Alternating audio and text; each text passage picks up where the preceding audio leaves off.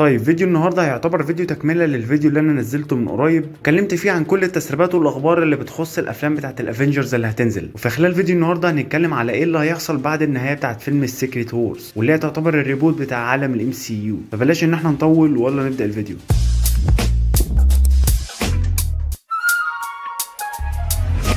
في نقطة الناس كانت عمالة بتسأل عليها كتير مع اني اساسا جاوبت عليها، هل فيلم افنجرز سيكريت وورز بالفعل انقسم بشكل رسمي ولا لسه؟ والجزء الاول هيكون باسم ايه والجزء الثاني هيكون باسم ايه؟ لو هنتكلم بشكل رسمي فكيفن فاجي هو بالفعل خد الموافقة من بوب ايجر. اما بالنسبة بقى للنقطة بتاعت ان هو كيفن فاجي يطلع عشان يعرفنا في خلال الاخبار بتاعته، فالكلام ده بشكل كبير هو مش هيحصل الا في خلال معرض زي دي 23 او معرض سان دييجو كوميكون، لان هي دي المعارض اللي هم بيعلنوا فيها على الاعمال بتاعتهم. بالنسبة بقى للجزء الاول هيكون باسم ايه والجزء الثاني هيكون باسم ايه، فاحنا لحد دلوقتي مش عارفين، ولكن اللي احنا عارفين انه هيبقى فيه جزء باسم السيكريت وورز والجزء الثاني باسم افنجرز فوريفر. ايا يكن بقى الجزء الاول او الجزء الثاني مش هتفرق، المهم بالنسبه لك ان انت تكون فاهم الاحداث. ودلوقتي هنتكلم عن النهايه بتاعت فيلم افنجرز سيكريت وورز الجزء الثاني. نهايه الفيلم هتكون هي الجزء الاخير بتاع قصه السيكريت وورز كلها، وهتكون النهايه عباره عن ريبوت للعالم بتاع الام سي يو كله، وهنشوف ان كل الشخصيات بتاعت عالم مارفل سواء من الاعمال القديمه او الجديده او من اي شركه تانية، كل الشخصيات دي كلها هتبقى موجوده في خلال عالم واحد بس. وهنعرف بشكل رسمي ان هو الكون الجديد اللي اتخلق اللي هو بتاع عالم الام سي يو يكون يا اما كون 616 او كون 1999. هم هيسموا الكون في نهايه الفيلم. والكون الجديد بتاع عالم الام سي يو اللي احنا هنشوفه ان هو هيكمل في الاعمال اللي بعد كده هيكون متكون من بقايا العوالم اللي هي حصلت بينها غارات واتدمرت في خلال الاعمال اللي فاتت،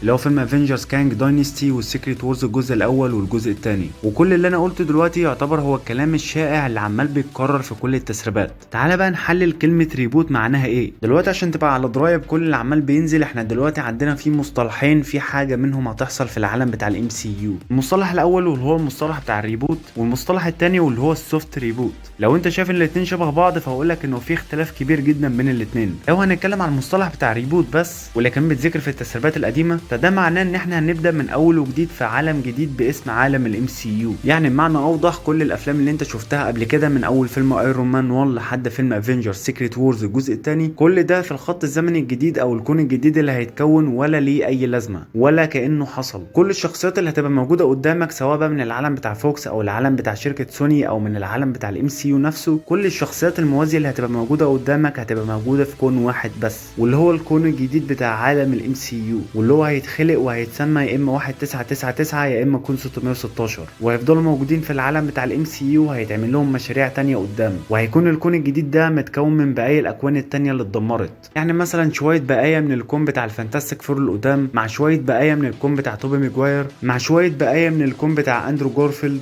مع شويه بقايا من العالم بتاع الاكس من القديم، وهكذا برضو من بقيه الشخصيات. وكل الاخبار والتسريبات اللي كانت بتقول انه في ريبوت هيتعمل للعالم بتاع الام سي يو من بعد السيكريت وورز كلها كانت بتاكد ان انت هيبقى عندك في العالم بتاع الام سي يو في اعمال كتير جدا، سواء للشخصيات اللي هي كانت اساسيه او الشخصيات اللي هي جايه من اكوان موازيه. يعني في حاله ان انت مش فاهم الفكره، فزي ما هيعملوا افلام للشخصيات الرئيسيه بتاعت عالم الام سي يو، عملوا برضو افلام ومسلسلات للشخصيات اللي هي الموازيه اللي جت في العالم بتاع الام سي يو من بعد السيكريت وورز. يعني كمثال بسيط على النقطه دي، ممكن تلاقي في فيلم لسبايدر مان توم هولاند مع مايلز موراليس، ممكن تلاقي من بعده انه في فيلم تاني لسبايدر مان توبي ماجواير موجود برضو في نفس العالم. فيبقى عادي برضو ان انت تلاقي في اعمال تانية لاندرو جارفيلد وسبايدر جوين وغيره برضو من بقيه الشخصيات، وساعتها هتكون كل الاعمال دي هي مترابطه مع بعضها عشان احنا دلوقتي موجودين في عالم جديد. ده طبعا هينطبق على بقيه الاعمال التانية والشخصيات التانية اللي هتبقى موجوده في العالم الجديد. اما بالنسبه للمصطلح التاني واللي هو المصطلح اللي باسم السوفت ريبوت، فتعتبر الفكره بتاعته اشبه برضو بالفكره بتاعت الريبوت اللي انا لسه قايله من شويه، لكن بالنسبه لي اعتقد انه ده منطقي اكتر وده اللي ممكن يحصل.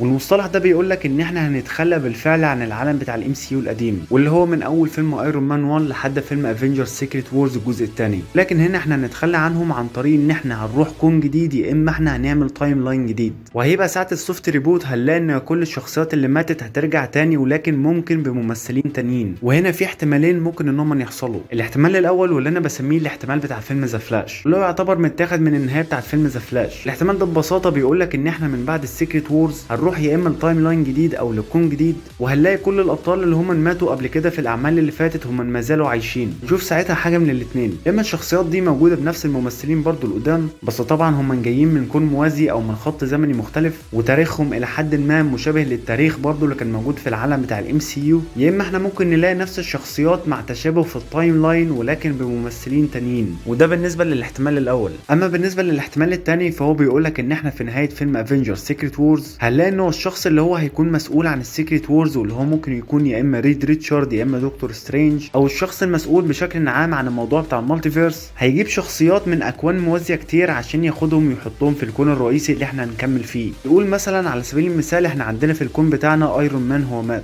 فهنجيب نسخه تانية من كون موازي من اللي موجودين هناك ساعه الارض بتاعه المعركه في السيكريت وورز، وهيكون ده هو ايرون مان الرسمي للعالم الجديد. وكذلك برضو بقيه الشخصيات التانية اللي احنا شفناها، وده يعتبر هو الى حد ما شبه برضو اللي حصل في خلال مسلسل وات اف في الموسم الاول، لما احنا شفنا ان ذا ويتشر خد النسخه بتاعه بلاك ويدو اللي هي ما كانش ليها اي كوكب، حطها في خلال كون هي اساسا كانت ميته فيه. فده بشكل كبير نفس اللي هيحصل برضو في نهايه الفيلم، وده عشان زي ما قلت لكم في خلال الجزء الاول ان شركه مارفل عامله الموضوع بتاع السيكريت وورز كله عشان تجمع كل الشخصيات. وده عشان لو انت تفتكر قبل كده كل الاعمال اللي كانت عماله تنزل ما فيهاش ولا اكس مان ولا فانتاستيك فور ولا اي حد تاني، اما دلوقتي فهم رجعوا كل الحقوق بتاعه الشخصيات ولكن بيحاولوا يقدموها بطريقه كويسه، فهيكون بالفعل الحل الملائم ليهم عشان ما يحطوش مليون نسخه من سبايدر مان في عالم واحد واكتر من نسخه لجوست رايدر في نفس العالم، ان هم ياخدوا نسخه واحده بس والنسخه دي هي اللي تكمل في العالم الجديد. وباقي نسخ الفاريانتس هنشوف يا اما دكتور سترينج او ريد ريتشارد هيرجعهم لاكوان تانية هم اللي هيعملوها. وطبعا على حسب الكوميكس كان ريد ريتشارد هو اللي خلق الاكوان الموازيه تاني من اول وجديد ورجع كل حاجه تاني لطبيعتها، ولكن دي نقطه هتكلم عليها برضو بعد شويه. ولكن خليك عارف ان احنا لو هنمشي على الطريقه دي ان احنا هنجيب نسخ موازيه من اكوان كتير عشان نحطها في عالم جديد،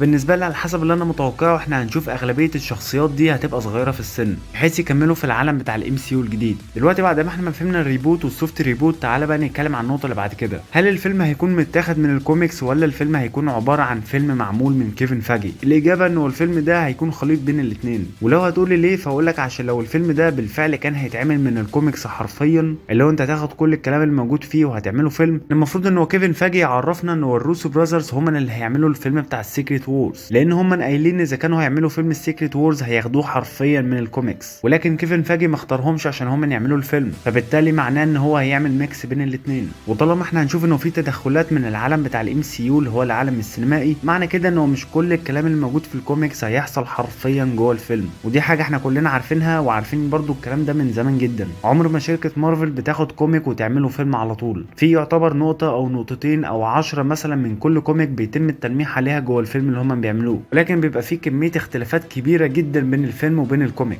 نقطه النهايه بتاعت السيكريت وورز ما تضمنش ان هي هتكون عامله ازاي، لان احنا لحد دلوقتي مش عارفين مارفل ناوي على ايه. بجانب كده انت ما تقدرش تضمن اذا كان ريد ريتشارد ولا دكتور سترينج هو اللي هيرجع الاكوان كلها زي ما كانت، وده في حاله ان هم هيمشوا على الطريقه بتاعت الكوميكس وان احنا هنشوف ان الاكوان الموازيه هترجع تاني وهتتخلق، وكل شخصيه من الشخصيات اللي هتظهر جوه الفيلم هترجع للكون بتاعها تاني. وبجانب كده بقى خد المشكله الكبيره ان احنا عندنا ساعه السيكريت وورز اذا كان ريد ريتشارد او دكتور سترينج اي حد منهم هما الاثنين مش هيفرق، مفيش اي حد فيهم هيبقى عارف الاكوان الموازيه التانيه كانت عامله ازاي، لان الكون الجديد اللي هم هيكونوا موجودين فيه هيكون هو الكون بتاع الباتل وورلد، وبعد ما الاحداث ما تنتهي مش هيكونوا عارفين اي حاجه لان كل العوالم اندمجت في خلال عالم واحد، فمش هيقدروا يعرفوا العالم بتاع توبي ماجواير ولا العالم بتاع جوست رايدر نيكولاس كيج ولا العالم بتاع دير ديفل بين افليك، وده اللي ممكن يخلي كل الشخصيات دي ان هي تبقى موجوده في خلال عالم واحد بس، وطبعا ده هيبقى شيء كبير جدا. ودلوقتي بعد ما احنا ما اتكلمنا عن النهايه بتاعت السيكريت وورز الجزء الثاني تعالى بقى نتكلم على ايه اللي هيحصل بعد كده. طبعا لازم تبقى فاهم ان هي النهايه بتاعت السيكريت وورز مش هتكون هي النهايه بتاعت المالتيفيرس، دي حاجه متاكده من بدري جدا وعرفناها بشكل رسمي. فالموضوع بتاع المالتيفيرس هيكون انتهى في السيكريت وورز الجزء الثاني، ولكن هينتهي مؤقتا عشان الاعمال اللي هتبقى اكبر من السيكريت وورز واللي هتتعمل بعد كده. اما بالنسبه للاعمال اللي هتنزل بعد السيكريت وورز فهتكون اولا المرحله السابعه اللي هي هتبقى شامله كل الافلام بتاعت الاكس مان. طبعا كيفن فاجي كان عمال بيقول انه من بعد السيكريت وورز كل الاعمال بتاعت الاكس مان هنشوفها ان هي هتحصل،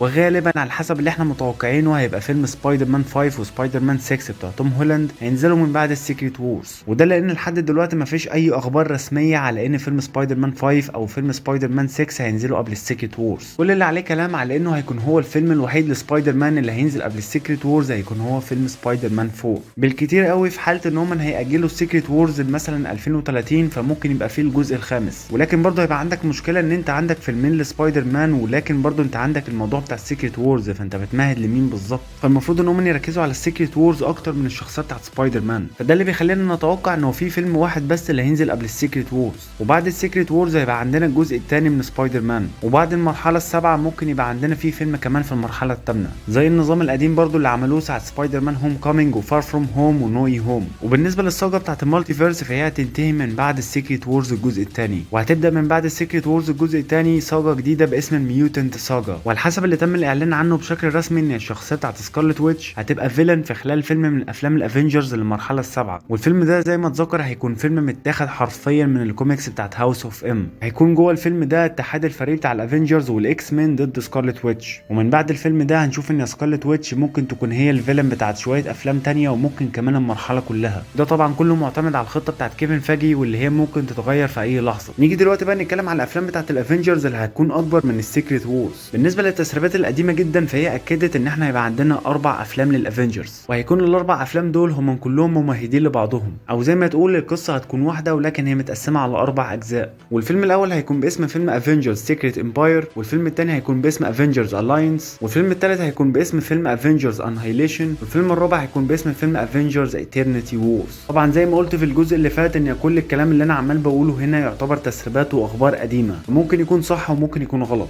وبالنسبه للاسماء دي ما تعتمدش عليها 100% ان هي ممكن تكون صح، ولكن خليك فاهم ان هم قالوا 4 اجزاء يبقى ممكن بشكل كبير يكونوا بالفعل 4. في سؤال تاني برضو كان بيخص النهايه بتاعت عالم الام سي يو، هل النهايه دي قربت وهل في فعلا نهايه ولا هم هيكملوا يعملوا افلام لحد امتى بالظبط؟ الصراحه كيفن فاجي هو جاوب على السؤال ده بنفسه، وكان المضمون بتاع الرد بتاعه ان هم عندهم افكار كتير حابين ان هم ينفذوها في العالم بتاع الام سي يو. وبالنسبه للعالم السينمائي فهم عايزين يكملوا فيه زي الكوميكس واللي هي عدت ال 80 سنه، فهم عايزين برضو ينتجوا افلام على الاقل لمده 80 سنه زي الكوميكس، ويمكن كمان برضو اكتر من ال 80 سنه، وعايزين برضو ان هم ينفذوا اعمال مختلفه. بس كده يكون فيديو النهارده خلص. لو عجبك الفيديو حط لايك على الفيديو واشترك في القناه لو انت لسه مشتركتش، وتاكد ان انت مفعل الجرس بتاع الاشعارات على الكل عشان يوصلك كل الفيديوهات اول باول. وعندك حسابات السوشيال ميديا موجوده تحت في الديسكربشن وظاهره قدامك دلوقتي على الشاشه، ممكن انت تتابعني عليها. ولو عندك اي راي اكتبوا لي تحت في التعليقات، كده كده برد على الكل. واشوفكم المره الجايه وبيس.